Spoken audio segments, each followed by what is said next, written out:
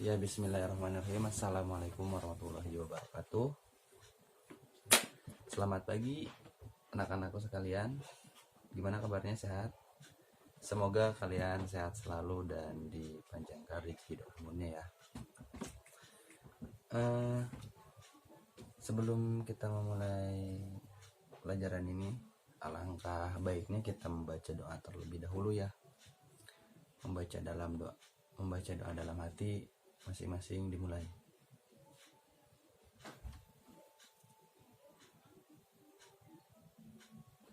Ya, berdoa telah selesai ya. Selanjutnya kita absen terlebih dahulu ya.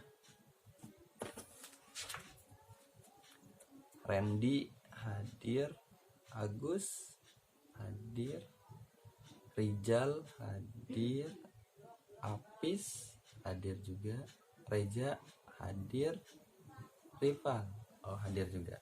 Oh iya. Ya, terima kasih kepada yang sudah hadir ya. Semoga kalian bisa mengambil ilmu yang bermanfaat ya untuk pembelajaran di pagi hari ini. Sebelum kita belajar ya, paling untuk pelajaran ini, untuk pelajaran SK ini kalian siapkan pensil atau kertas, buku.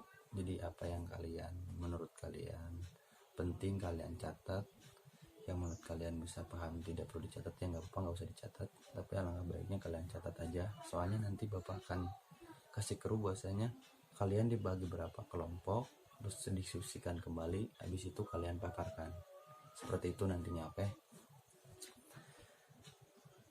Kita langsung aja ya ke pembelajarannya seperti itu. Di sini Bapak akan memaparkan sedikit mengenai peradaban bangsa Arab sebelum Islam. Ya. Jadi bangsa Arab sebelum Islam. Jadi ketika kita mengenal bahasa Arab berarti kita akan membahas tentang kaum Quraisy. Jadi kita akan membahas dua sub. Yang pertama itu sistem peribadatan Quraisy sebelum Islam.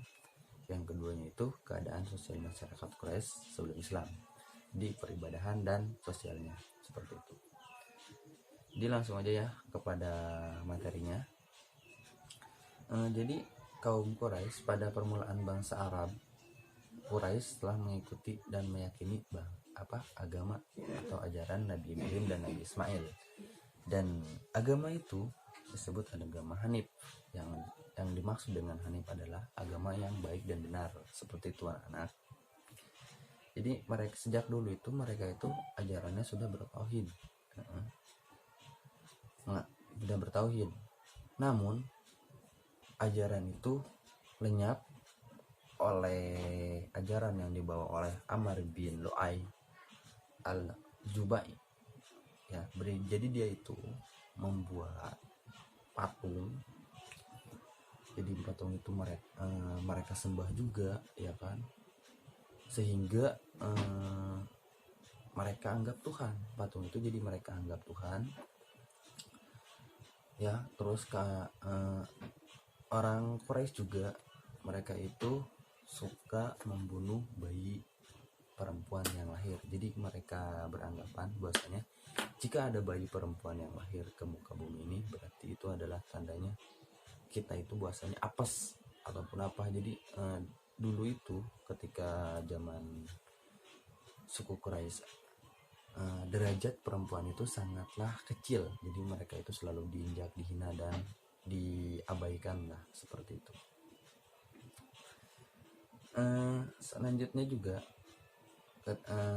orang Quraisy itu mereka itu dulu itu pandai membuat syair. Syair itu jadi suatu kayak lagu tentang pujaan ataupun apa, serangkaian kata yang indah. Terus mereka mereka lantunkan di pinggiran Ka'bah. Jadi dan dulu itu suka ada dilombakan juga, siapa yang bagus, siapa yang itu, jadi ntar dikasih hadiah, seperti itu. Jadi mereka itu menyembah berhala, dan berhalanya itu juga disimpan di pinggiran Ka'bah gitu. Jadi mereka sembah juga. dan mereka juga banyak keyakinan yang sangat mainstream gitu ya. Mereka itu kayak mereka mengenal bahwa ketika kita lapar di perut itu ada ular yang menggigit seperti itu dan lain sebagainya lah seperti itu. Mungkin itu mengenai Islam, mengenai bangsa Arab sebelum Islam. Terus kita lanjut ke bagian kedua mengenai keadaan sosial masyarakat Quraisy sebelum Islam. Jadi maka keadaan sosial ekonomi masyarakat Arab itu sangat dipengaruhi oleh letak geografis. Jadi kan letak Arab itu, jajah Arab itu kan di pegunungan yang tandus ya. Jadi sangat mempengaruhi terhadap sosial masyarakatnya juga seperti itu. Dan kebanyakan orang Arab itu dulunya itu mereka itu sering berpindah tempat. Jadi kenapa mereka semua berpindah-pindah dari lembah satu ke lembah selanjutnya? Mereka itu untuk mencari rumput untuk hewan ternaknya ya kan. Terus mereka juga bekerja di bidang pertanian ya, terus di bidang perdagangan. Ini mereka itu juga suka berdagang ya, kalau bahasa Arab itu, orang Arab itu seperti itu.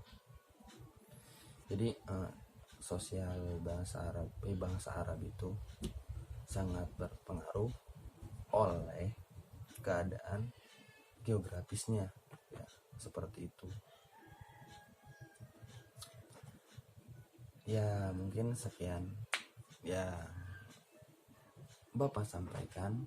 Adapun selanjutnya untuk kalian, kita bagi beberapa kelompok terlebih dahulu ya.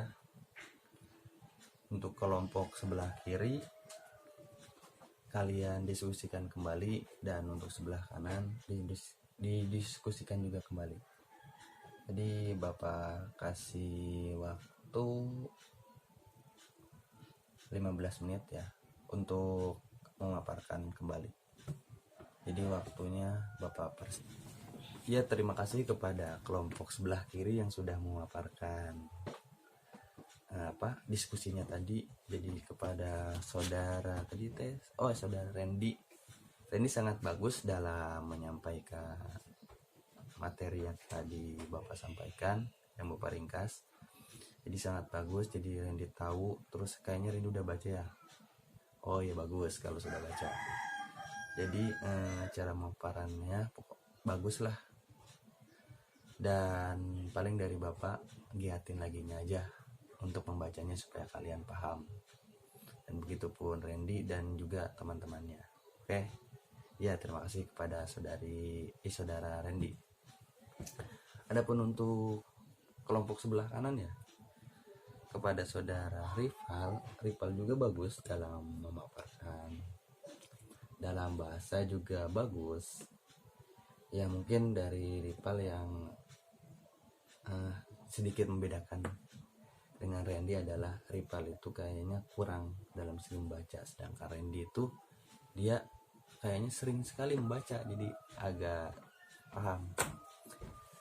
Tapi untuk kedua kelompok tersebut Bapak akui kalian udah bisa, udah paham, udah ngerti, jadi baguslah gitu ya. Dalam segi bicara ataupun pembelajarannya kalian sangat mendengarkan dengan baik gitu, seperti itu. Adapun untuk kalian mungkin ada yang bertanya ataupun apa, sebelum Bapak tutup pembelajaran kali ini. Mana dari kalian? Oh ya, Randy ya, sekarang Bapak akan menjawab pertanyaan dari saudara Randy ya. Perbedaan agama Hanif dengan agama Islam itu apa? Jadi kan yang membedakan itu kan sama aja, itu agama. Cuma yang sedikit menonjol itu kalau agama Hanif itu dibawa oleh Nabi Ibrahim dan Nabi Ismail, sedangkan agama Islam dibawa oleh Nabi Muhammad SAW. Jadi yang sangat menonjolnya di situ. Cuma agama Hanif juga kan mengajarkan tentang tauhid sama seperti Islam. Cuma beda, mungkin ada sedikit persamaan dan ada perbedaan juga. Tapi itu juga agama yang diberikan oleh Allah lewat lantaran Nabi Ibrahim seperti itu. Adapun saudara Ripal bertanya, hewan apa yang sering dipelihara di daerah Arab ya?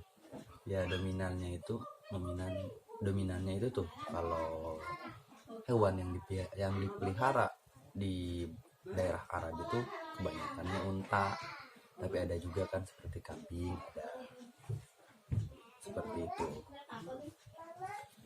Mungkin ada yang mau bertanya kembali, apa dicukupkan? Ya kalau dicukupkan, jadi Bapak sedikit narik kesimpulan ya dari pembelajaran tadi. Jadi inti dari pembelajaran tadi itu supaya kita menenung dan bertafakur bahwasanya jangan sampai kita itu berbuat syirik, seperti tadi menyembah berhala, terus tidak boleh melanggar norma-norma tentang sosial. Jadi kan terus ada hikmah tersirat, jadikan seperti giat bekerja bagi orang Arab, terus mengembangkan intelektual orang Arab kan jago-jago, terus Allah menciptakan manusia berbangsa-bangsa dan bersuku-suku supaya saling kenal dan mengetahui peristiwa lain gitu ya, peristiwa yang terjadi di daerah Arab seperti itu. Adapun untuk kalian ya, terima kasih sudah mengikuti pembelajaran. Semoga kalian mendapatkan ilmu yang bermanfaat di pagi hari ini. Dan dikarenakan waktunya juga hampir habis ya, mungkin kita tutup aja pembelajaran pada pagi ini ya.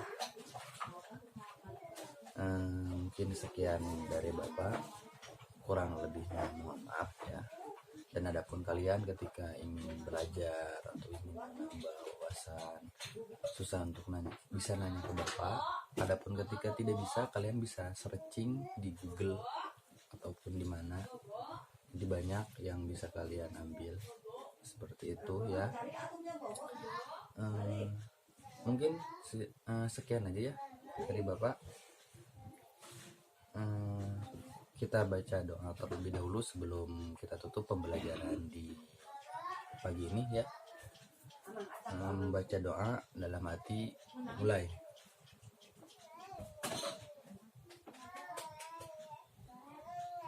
Ya, berdoa dalam hati mungkin sudah selesai. Jadi yang Bapak akhiri pembelajaran pada pagi ini. Terima kasih kepada kalian semua yang hadir. Wassalamualaikum warahmatullahi wabarakatuh.